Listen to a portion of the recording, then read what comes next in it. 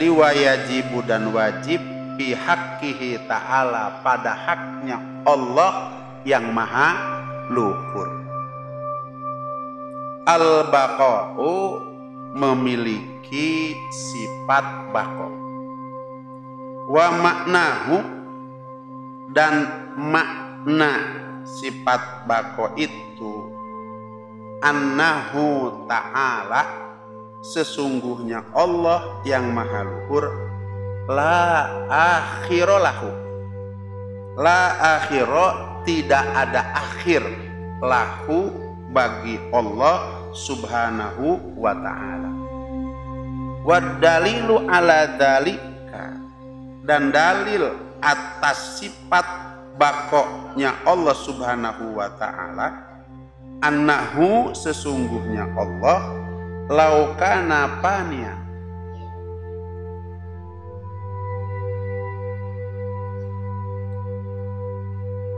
kalau keadaan Allah subhanahu wa ta'ala panian tidak kekal lakana hadisan maka tentu ada Allah subhanahu wa ta'ala itu adalah baru atau makhluk. Wa huwa muhalun, Allah rusak, Allah adalah makhluk, itu adalah mustahil. Perhatikan baik-baik.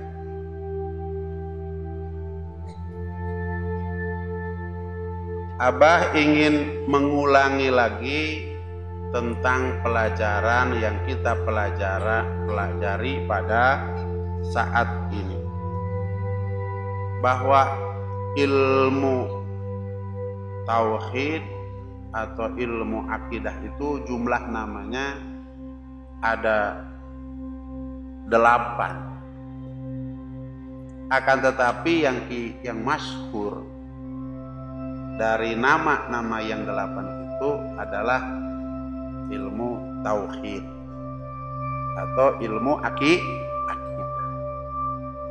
Abah akan mengambil daripada nama yang masyhur dari nama yang kedua setelah tauhid itu adalah akidah.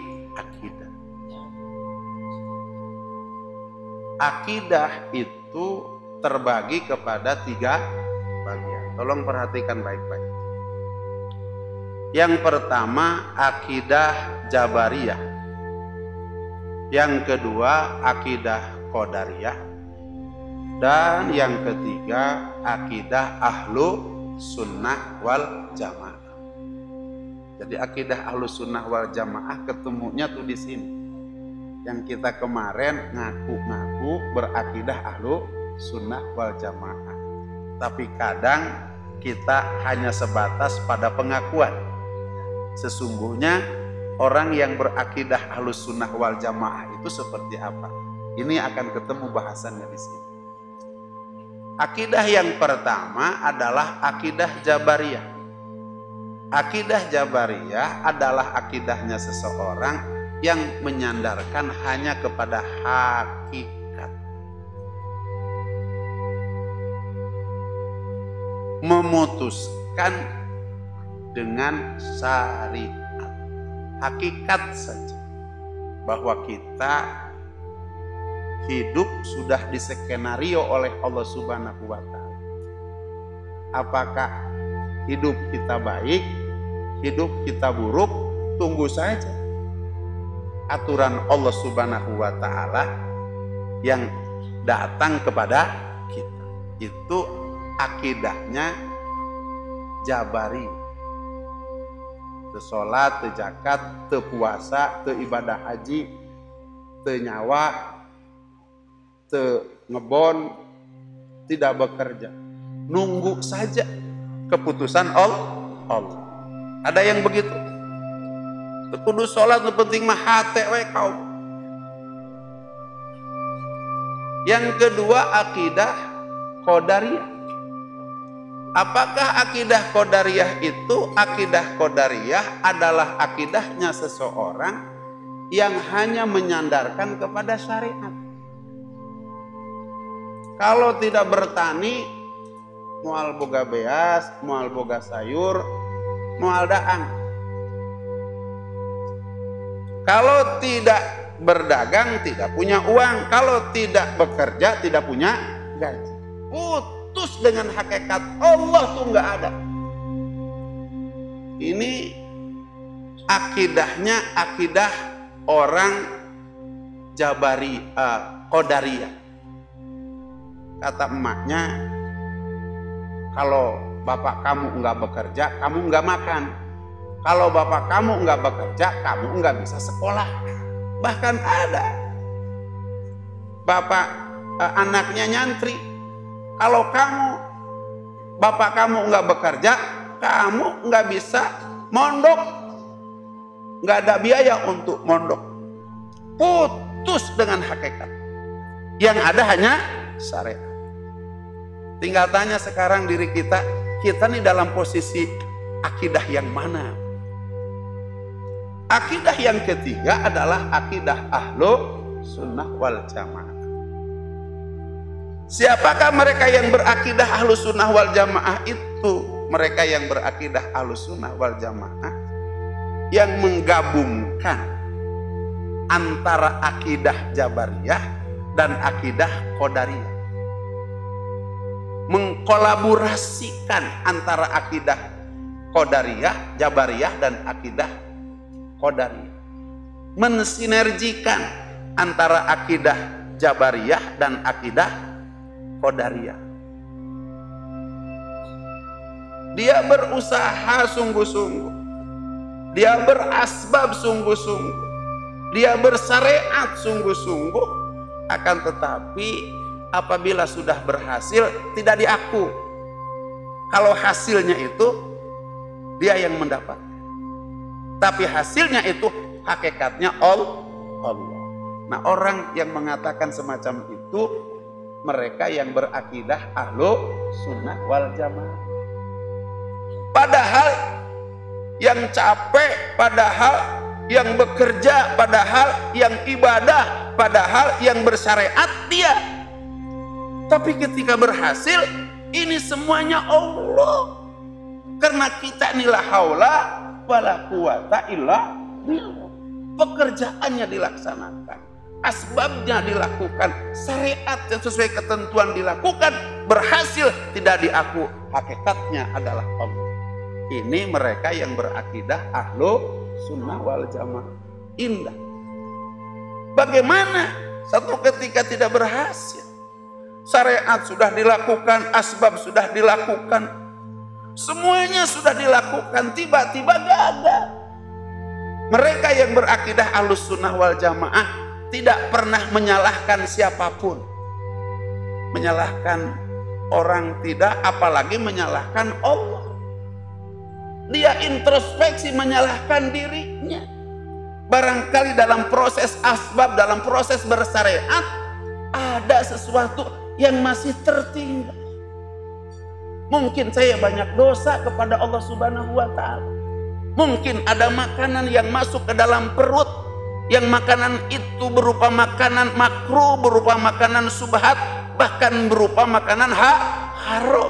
Karena kata Rasulullah SAW, bagaimana seseorang mau diijabah oleh Allah Subhanahu wa Ta'ala doanya, sementara adalah minumnya minuman yang haram, makanannya makanan yang haram, wa guziya bil harami, dikenyangkan dengan makanan yang haram, pakaiannya haram, fa anna yustajabulah, bagaimana Allah akan mengabulkan setiap keinginan.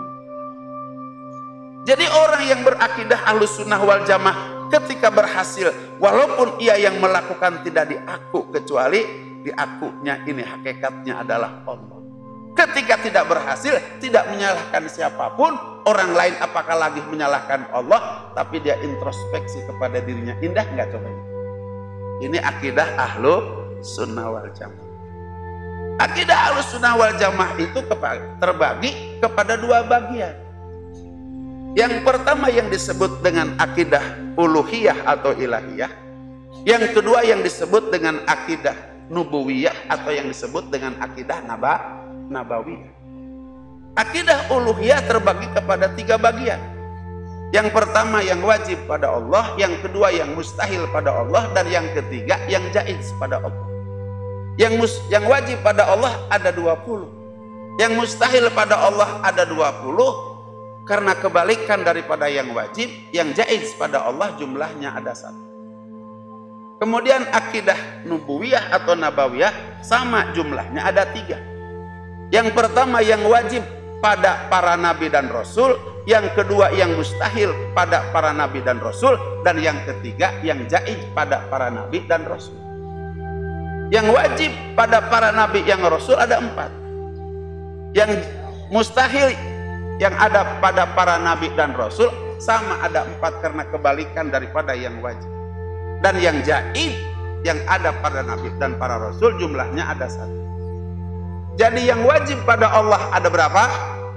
Ada 20. Wujud kidam bako mukhalafatu lil hawadisi qiyamuhu binafsihi wahdaniyat kudrat iradat ilmu hayat sama basor kalam qadiron muridan aliman hayan samian basiron mutakaliman. Berapa? 20. Kebalikan daripada wujud sampai dengan yang ke-20 disebutnya mustahil. Yang mustahil pada Allah jumlahnya ada 20 sama karena kebalikan. Yang jaiz ada 1. 20 yang wajib tambah 20 yang mustahil tambah 1 menjadi 41. Sifat nabawiyah atau nubuwiyah atau nabawiyah.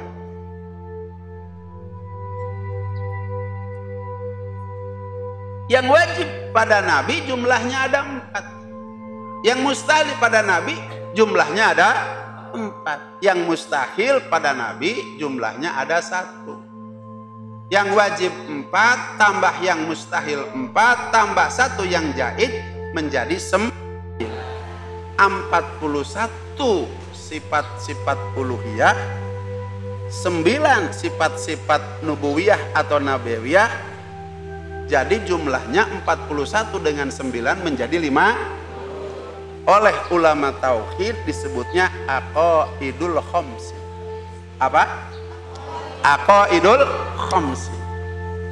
Kita ingin tahu apa aqaidul khamsin itu? Akidah yang 50 itu apa?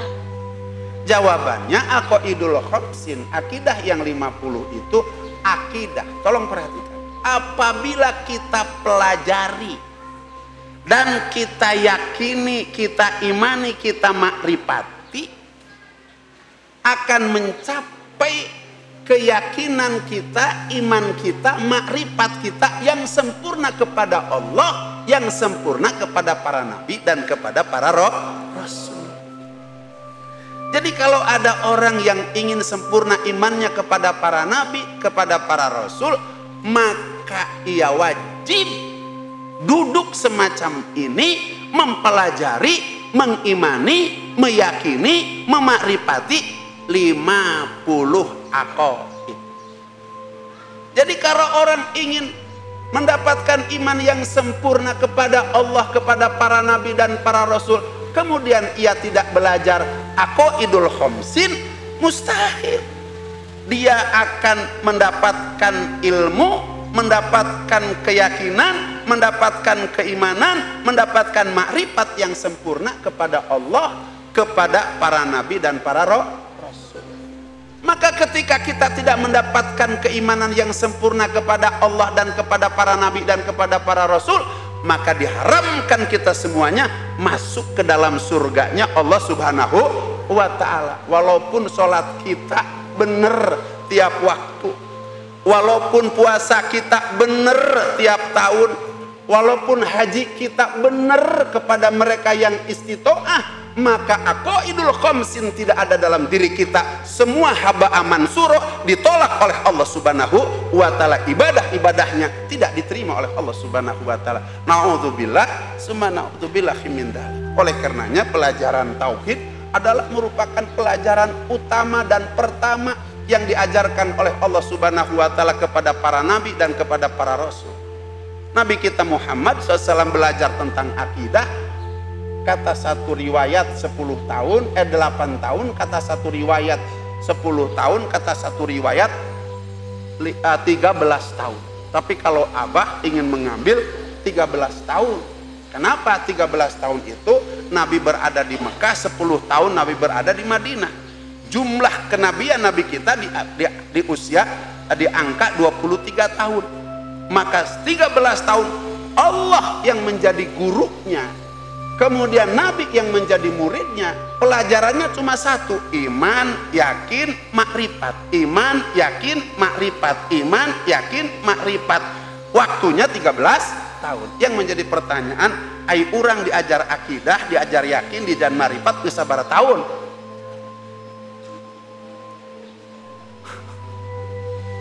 Sudah mau zuhur ini waktunya. Begitu. Bapak Ibu sekalian yang dirahmati oleh Allah Subhanahu wa Ta'ala, datang sebuah pertanyaan. Apakah sifat-sifat Allah Subhanahu wa Ta'ala jumlahnya hanya 20?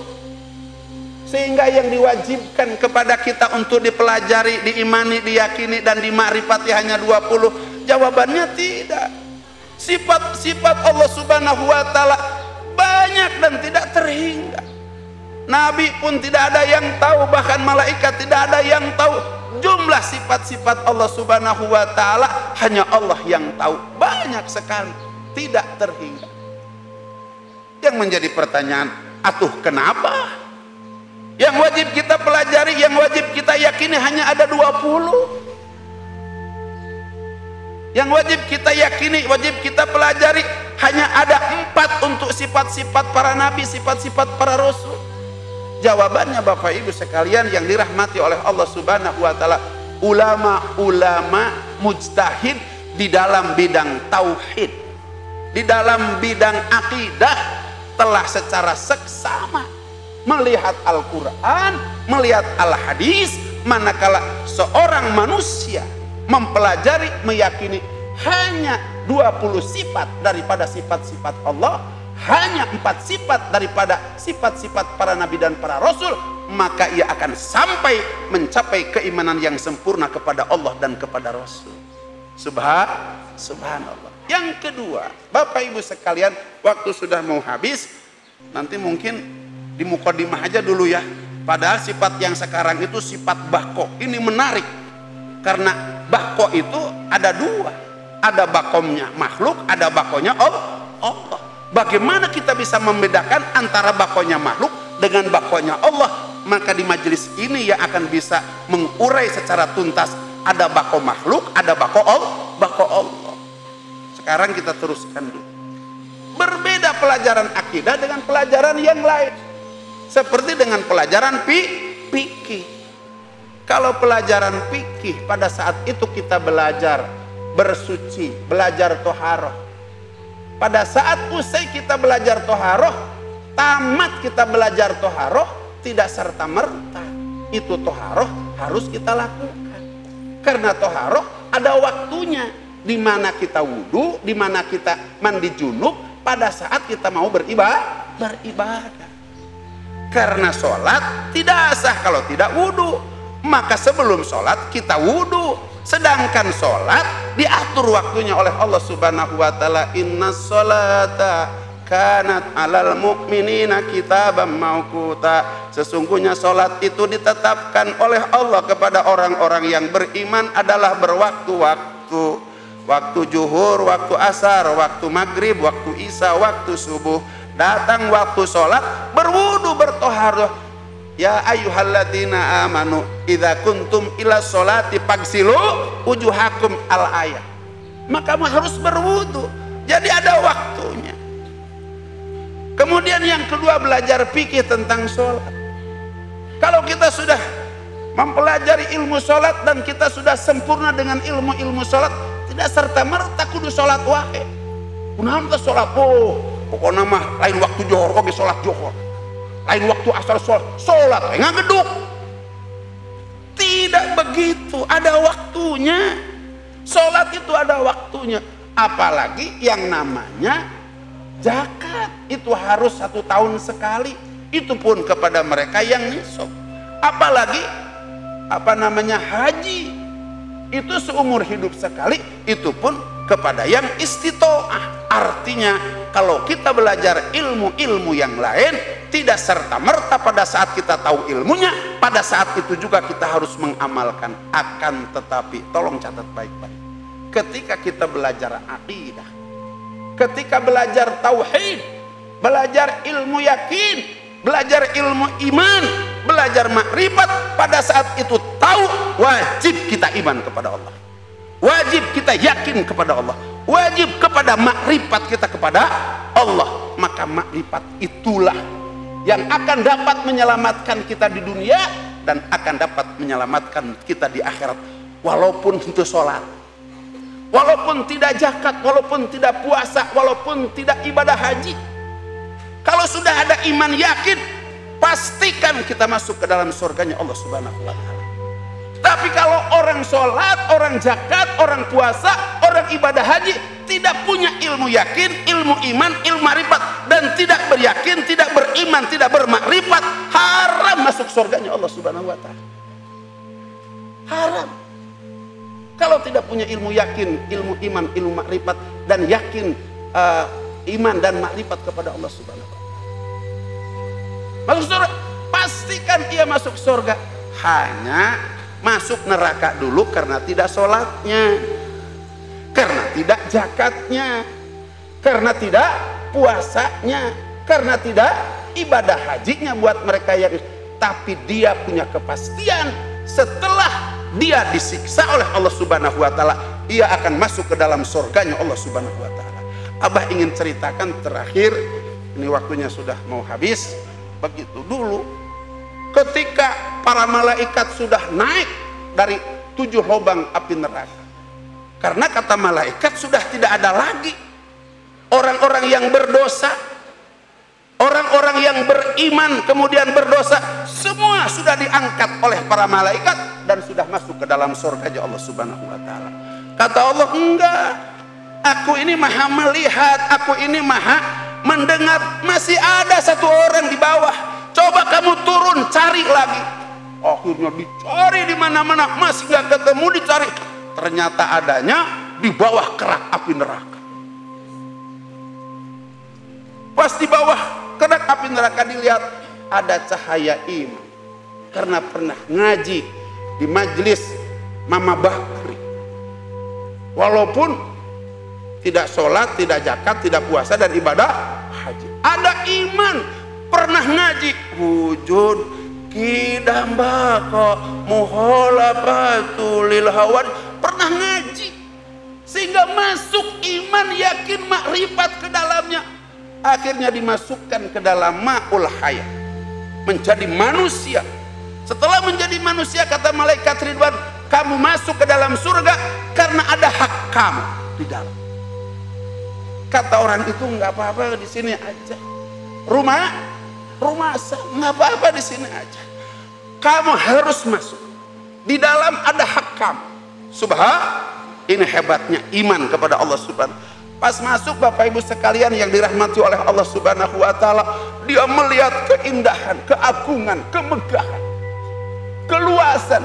Bagaimana tidak agung, tidak megah, tidak luas seorang itu diberikan kapling oleh Allah Subhanahu wa Ta'ala sebesar 10 kali lipat besarnya alam dunia.